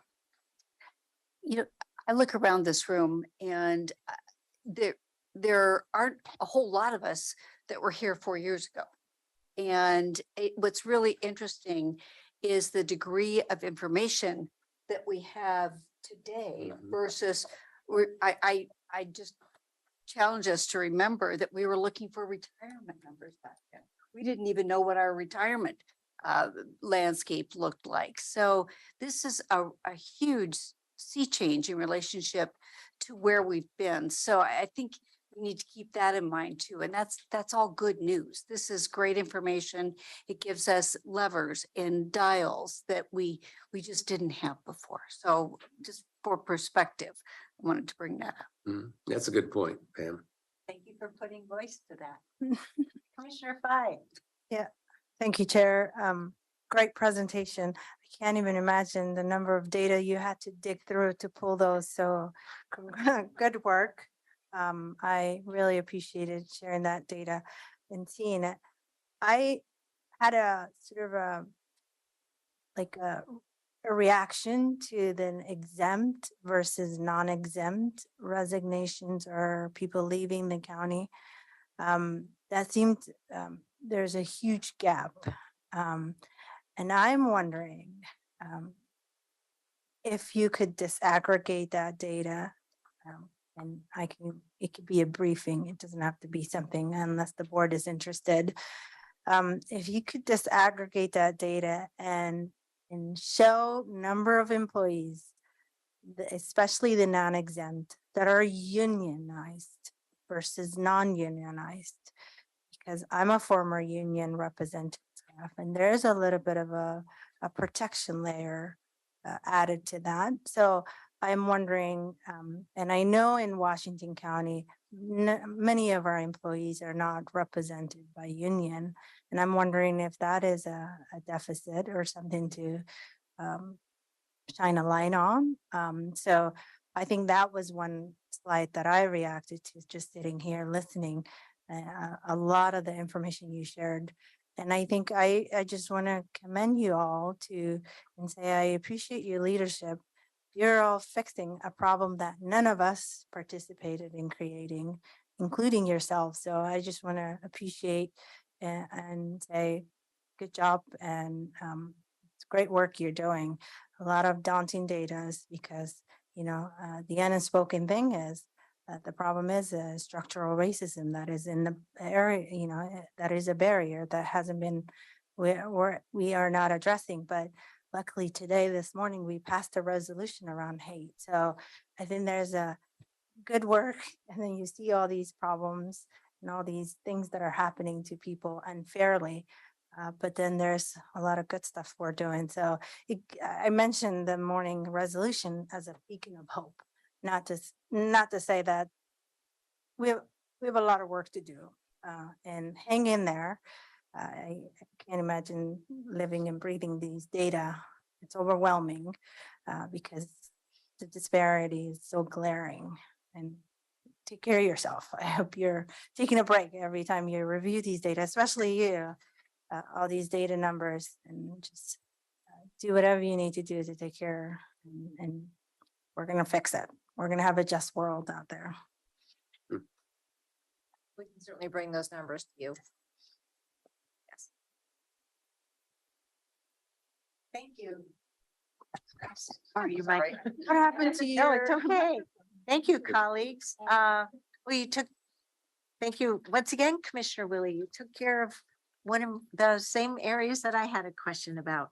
So I just have a couple of things on data. I'm still somewhat interested in seeing, and let me preface this. You might have presented this in February, and I need to go back and relook. I didn't do that in advance of today. I'm interested in hearing once again, as we did in like June or July of 2019, who is, not to a person, but by major department, retirement eligible.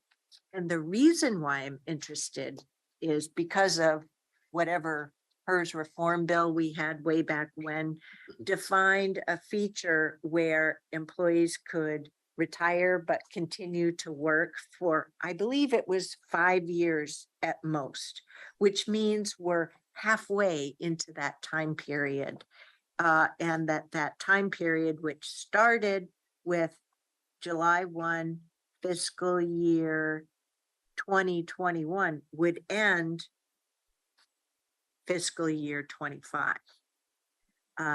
So just wondering how that may continue to play out, which led to how we now have a new system, or an improved system is what I should have said, an improved system for succession planning. So I don't need it now. And I understand you have a big work plate. So I can't respond to that data point on the spot, actually. Yeah. But Ms. Labonte and team can refresh that that document that was provided to the board in 2019 and take another look at that. Yeah, one interesting point that we made, and I understand this, a lot of time has passed since February, is that really the data on who is eligible to retire is tough for us to replicate, because PERS is not willing to share with us who has left other public agencies in Oregon and come to Washington County. Yeah. So I'm a perfect example. I show as having 7 years in PERS, and I've worked at 3 other organizations, right? So it's very difficult to get that information. What we can do is say, of those we know Yeah.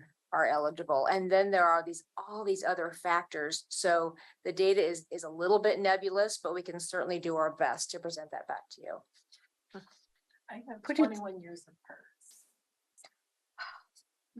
But as far as Washington County would have visibility into, it's too. Right. Yeah. Yep. So And we're your favorite, of course. Of course. if you could just write the summary of that into a simple briefing memo or something for me, so I file it here and in the wonderful cloud, so I don't bother you again, that would be awesome. So I join my colleagues in really valuing and appreciating this work. Thank you. I know we're in the early stages of our journey, but I look forward to continuing to support the cultural improvements, the process improvements, the policy improvements that will let our current employees know, reinforce to our current employees that we value them, that they have a career path here. And please tell your friends, because we want to continue to have a really strong staff that appreciates and values their work. My last thing is I want to say thank you to the setup as part of the presentation. I really appreciate how you have helped provide training for us on the board, and that includes our discrimination and harassment policies. And I just want to point out that that included professional standards. So it's not just about what we say or do that is discrimination and harassment based upon, for example, protected class, but it also includes making sure that we board members aren't talking about people's age. That's bad.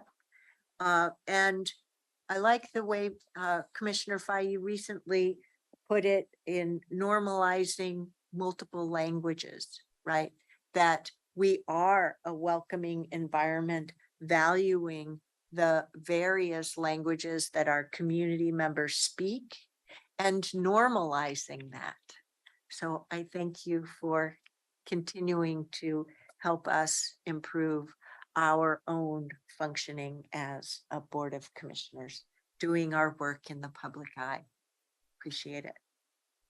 Well, that's it from me. Boy, did we dig deep into data. Thank you.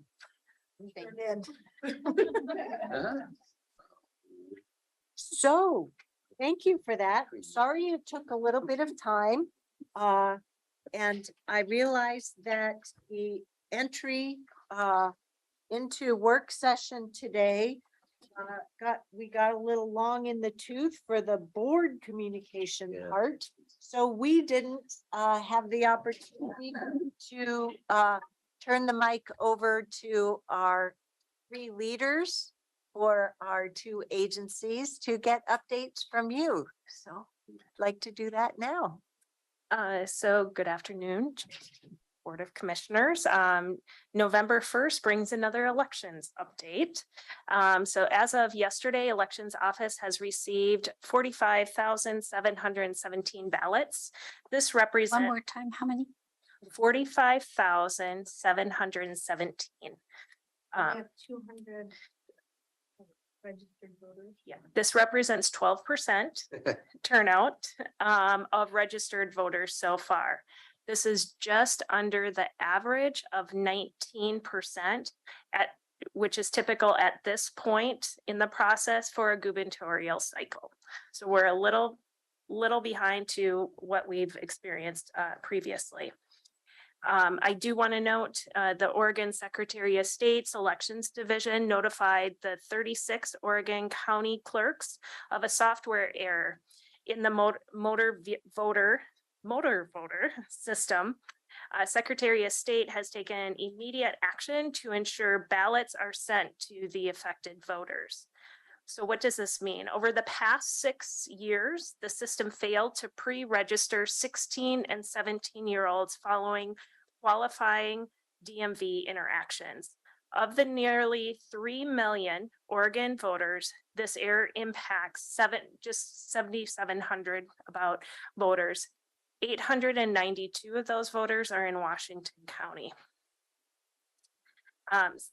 The state is directing the county clerks to issue ballots to those voters impacted by the issue.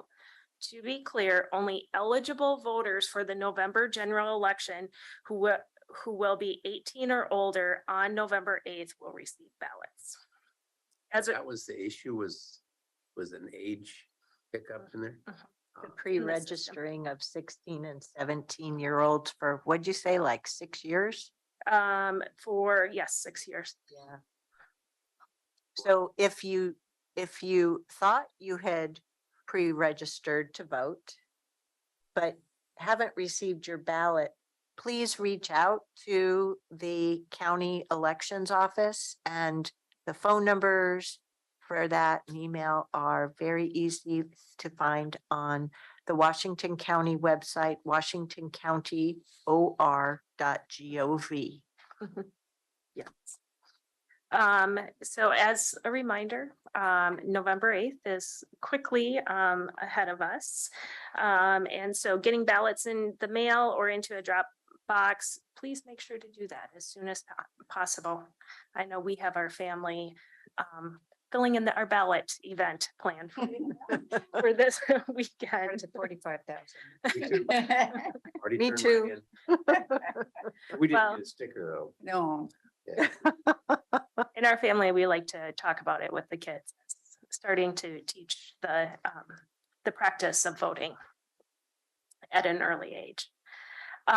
Earlier today, I did mention some workplace safety areas that we're working on. I will be issuing a memo to your board, and we'll be issuing employee communication within this week or next week. Coming up Thursday, I will be traveling to Omaha, and Marnie Kyle will be serving as acting in my place. Once again, for your board, this is for the local government 2030 convening, which is convening local government employees from all over the country. In 2019, the National Academy of Public Administration issued a call to all government professionals to address the grand challenges, as they call it, facing our nation. In response, an ad hoc group of local government professionals around the country started meeting in 2020 to develop actionable projects called the Grand Challenges. And this information can be found on the National Academy of Public Administration webpage. One consistent message that emerged from these discussions: we need individuals from all local government professions to come together to provide leadership on implementing solutions. Not one group can do it alone. Similar similar to our One Washington County philosophy and vision, we need to be acting together. Now a coalition of local government professionals joined by more than 25 different professional associations are ready to take the next step. I'm honored to be serving as a super delegate to the general administration team with a city manager from Lawrence, Kansas. The convening is actually modeled after the Minnowbrook conferences, which started in 1968 and continued in 1988 and 2018 to reimagine the field of public administration and local government. So more to come after the convening. This, on a professional standpoint, excites me to talk about what the future of local government and our communities are, and also to form these connections, but also to bring back tools and practices to help us here in Washington County as we have our own opportunities. I won't frame them as challenges, but opportunities. And that concludes my update. Any questions of Ms. Angie? No? Okay, Mr. Carr. So I never seem to bring good news, but I'm going to talk a little bit. So I'm first starting with aid and assist and the implementation of Judge Mossman's order. I think you're aware that last week on Friday, we had the first hearing in the state for an individual who was returned from the state hospital and actually brought into a county court for determination of where the person should be placed. The judge refused to place the individual in jail, decided instead to request civil commitment. Civil commitment's a high standard. You have to demonstrate the person is a risk to themselves or others. Over the weekend, it was determined that the person was not. The charges were dismissed and the person is released now back to the community. Our staff is working very hard to determine the best ways to further assist this individual and to protect our community. This, as I said, is the first. The individual was accused of a felony not involving bodily injury, but still something that presented risk. So we have more serious individuals coming, and we will continue working together as one team on this process. Last week, I told you about Donnery against Garrett, which was the habeas corpus petition that was essentially a challenge to the failure to appoint defense attorneys. Last week, the state court judge last Wednesday did appoint an attorney for the defendant. We asked that as the counsel for the petitioner to dismiss the case. They have not agreed yet. The attorney who was appointed is clearing conflicts right now. So we got an extension of our time to respond until tomorrow.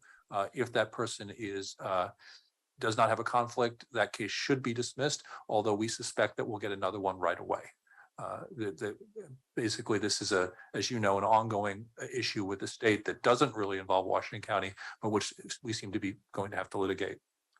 And then the final thing I want to talk about is the Thielman against Sheila Fagan case that you may have heard about this. It's a national effort to disrupt elections. They would say to verify that elections are going. So this is a case brought based on the theory that there are ongoing problems with electronic voting or electronic vote tabulations. The issue presently is they made a motion for expedited discovery seeking a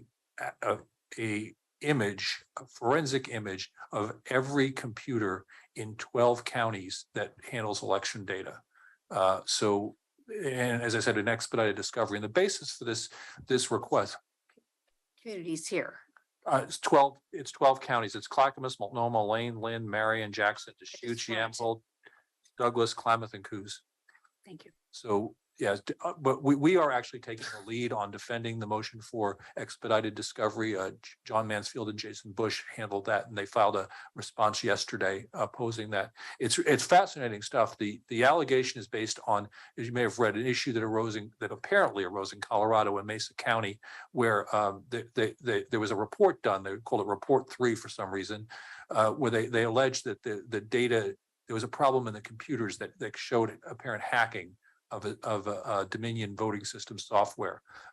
And the district attorney in Mesa County investigated it. District attorney, not that it matters, as there was a Republican, and he investigated it, issued a detailed report saying that there was no issue. He identified what it wasn't hacking, it was an operator error, and they had video to show that it was.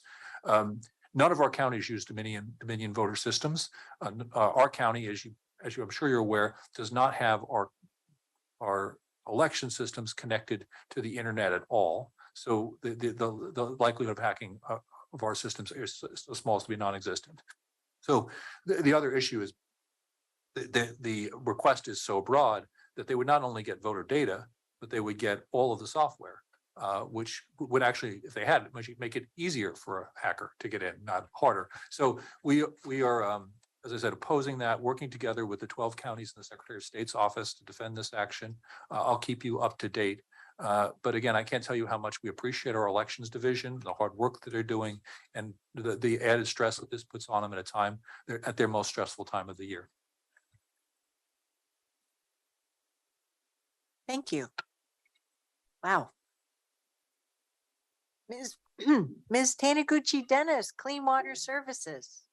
Thank you, Chair Harrington, and good afternoon, Clean Water Services Board of Directors. I just have a couple of items. The first item is that on Friday, 3 of our digital solutions team members were involved in a very serious car accident at Southeast Walnut and 9th as they went to lunch. We have 1 team member that is still hospitalized. We wish for their speedy recovery from their injuries. And we're very thankful for Hillsborough Fire and Rescue and Metro Ambulance Services that cared for the team, and it required extrication, jaws of life. So they did an amazing job, and we're very thankful for all of them. Last night, the team responded to a pressure line break from the Myers Farm pump station that's located at Southwest 163rd and Bray on Bull Mountain, and the team worked through the night. There was no service interruptions, and signs have been posted, and we really appreciate the neighbors and their patience as we complete the repair of the force main. The team is now pre-planning for additional supply chain challenges related to diesel fuel and potential rail disruption, as well as our business continuity actions should the situation escalate. And we'll keep the board updated on our supply chain impacts. And finally, I would like to highlight Ting Lu today. Ting received the very prestigious Sustainable Water Infrastructure Management 2022 Industry Leadership Award for her outstanding service to utilities. So with that, I wanted to end with that really great announcement and to thank Ting for her service. Is that's a real honor. So at our next board business meeting, is that next Tuesday? Thank you, Clerk Moss. Do feel free to have an on-camera presentation of that so that we can recognize her leadership, because she has been doing great things, not only at Clean Water Services, but throughout the industry worldwide. Thank you, Chair. Are there any other commissioner announcements or questions for our leadership staff today? Terrific. Well, thank you for sharing your time a little bit longer than estimated for today. And with that, we'll adjourn today's work session. Thank you.